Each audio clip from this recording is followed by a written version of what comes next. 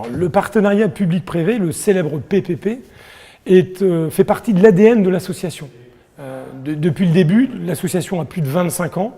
Elle s'est construite autour de cela, avec évidemment des soutiens publics incontournables et indispensables, mais aussi avec des partenaires qui sont engagés dans une démarche éthique et d'intérêt général.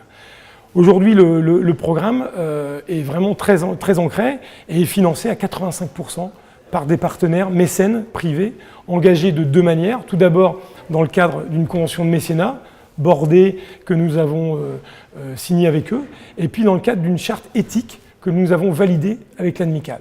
Donc le partenariat public-privé, c'est quelque chose auquel nous tenons beaucoup, parce que ça nous permet tout simplement d'amener un programme efficace aux collectivités, au plus près des territoires et notamment des populations qui en ont le plus besoin, avec un coût très faible. Ce qui fait que pour ce programme Vivons en forme auquel nous croyons tant, nous arrivons à une démarche de santé publique efficace à un coût réduit pour les collectivités. Et aujourd'hui, quand on connaît les finances publiques, c'est quelque chose qui nous semble très important.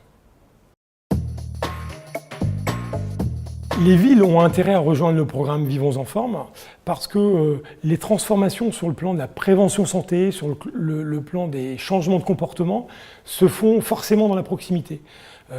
On habite à un endroit, on fait ses courses à proximité, on fait ses loisirs, on va à l'école, on travaille à proximité. Les changements de comportement inscrits durablement vont se faire dans la proximité, dans l'environnement de vie, dans la niche écologique. Et donc les villes ont aujourd'hui, face aux enjeux du vieillissement en bonne santé, face aux enjeux aussi de la diminution des capacités physiques des enfants. Rappelons simplement que les enfants ont perdu 25% de leur capacité cardio-respiratoire, donc d'endurance en 40 ans.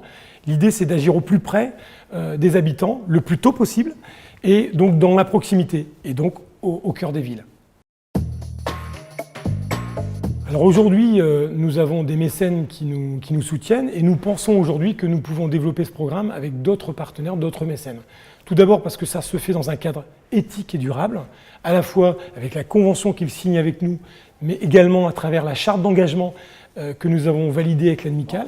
Et puis nous sommes également, nous pensons que des partenaires doivent être engagés parce que c'est aussi quelque part une démarche qui s'inscrit dans un sujet important aujourd'hui, la RSE, la fameuse responsabilité sociale des entreprises. Donc c'est aussi une démarche à l'interne et à l'externe, puisque les salariés des entreprises sont aussi des parents, ils habitent un territoire, et donc nous agissons et les partenaires agissent dans un environnement proche de leur lieu de vie au quotidien. Alors nous avons beaucoup d'ambition pour le programme VIF. Nous voulons en faire un programme de référence pour la mobilisation des territoires, des collectivités, sur les thématiques de santé, de prévention santé, et au service évidemment de la santé publique en France. Quand on voit aujourd'hui la place de la prévention qui est portée par le gouvernement, qui est portée par un certain nombre d'acteurs à la fois publics ou privés, nous pensons que nous pouvons apporter une contribution pertinente.